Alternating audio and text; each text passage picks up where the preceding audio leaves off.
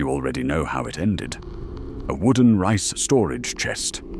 A crown prince ordered inside. The lid sealed. 8 days. We covered it in episode 1, the story of Crown Prince Sado from inside the box. If you haven't seen that episode, the short version is, in 1762, a Joseon king ordered his own son sealed into a wooden chest until he died. This is the story of the king who gave that order. Yeongjo ruled Korea for 52 years, the longest reign in Joseon history. By most measures, he was one of the most capable administrators his dynasty ever produced. He balanced factions, reformed taxes, expanded education, and he killed his own son.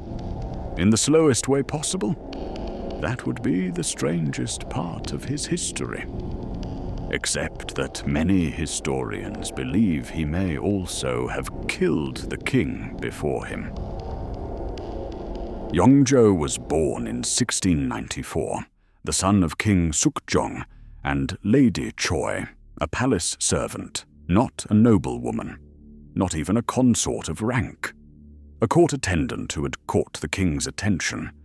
In Joseon's rigidly hierarchical society, his mother's origins mattered. The Yangban, the scholar official nobility, watched Yeongjo throughout his reign and saw a man whose bloodline was contaminated by low birth on one side. It made him vulnerable. Factions exploited it repeatedly. The king before Yeongjo was Gyeongjong, his half-brother by a different mother.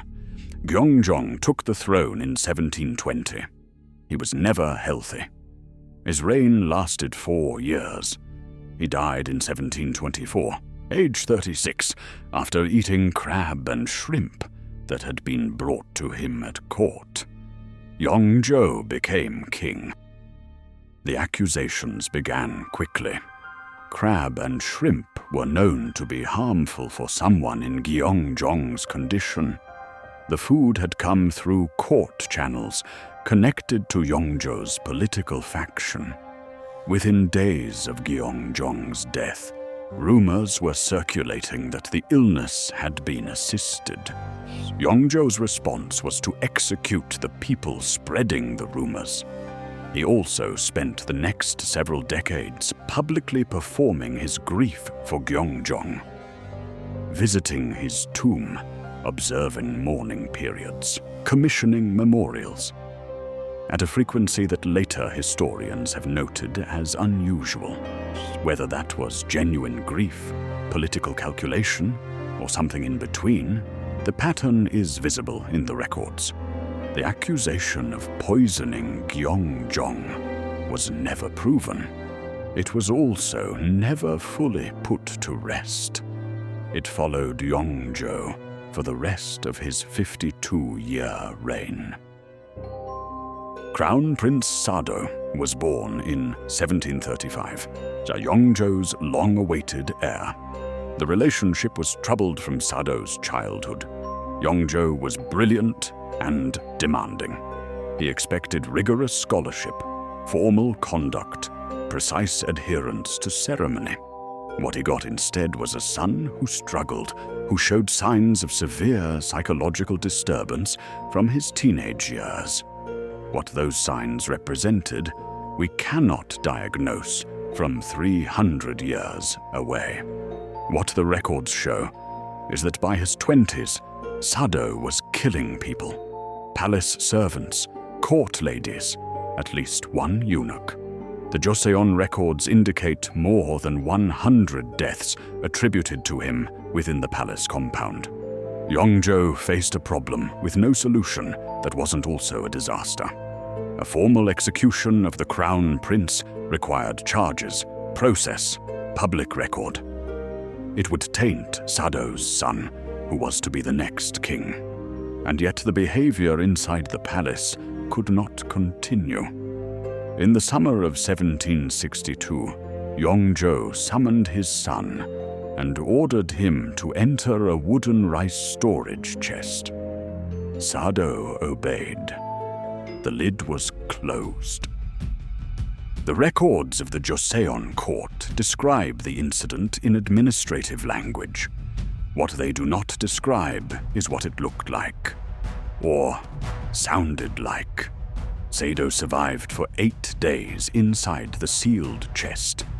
The summer temperature in Seoul in July reaches 30 degrees Celsius. The box had no ventilation. On the 8th day, the chest was opened. Crown Prince Sado was dead. He was 27 years old. Yeongjo, according to the records, wept. He immediately moved to restore Sado's posthumous titles and honor. He expressed publicly something that looked like regret. He lived for another 14 years. He died in 1776, age 83. The oldest king in Joseon's history. Sado's son, who watched all of this as a child, became King Jeongjo. He spent his entire reign trying to rehabilitate his father's memory. He built the city of Suwon, partly in his father's honor. His grief for Sado shaped everything he did as king. We covered that in episode 6. There is no record of Yeongjo explaining himself fully. The official reasoning given, that formal execution would have tainted the royal line, was technically sound by Joseon legal standards. An order to enter a chest was not an execution order. Sado's son could still inherit, but historians have noted what this explanation doesn't cover. Why the chest specifically? Why 8 days? Why not a quicker death, or exile, or confinement? Some have suggested the chest was designed as a form of deniability. Others have argued it was punitive in a way that execution would not have been.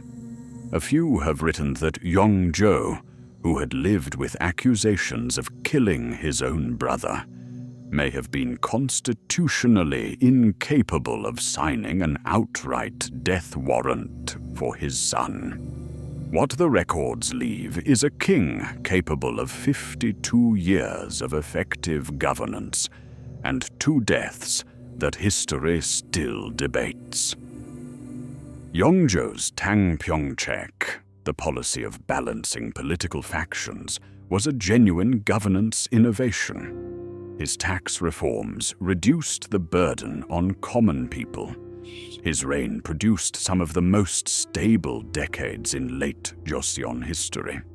The Joseon Wangjo Sillok records all of this with the same clinical precision it uses to record the rice chest. Both things were true of the same man. That is what makes Yeongjo difficult to summarize in a single verdict. Did he kill Gyeongjong?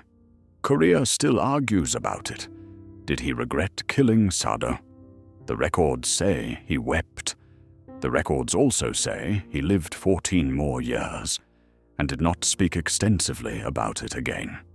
What he actually felt, alone, looking at the sealed chest on the 8th day. That is not in the records. The Dragon Throne covers the history that doesn't fit a clean verdict. The capable rulers who also did inexplicable things. The sons who shaped their fathers' legacies from inside prison cells. The questions that 300 years haven't answered. Subscribe and we'll keep going.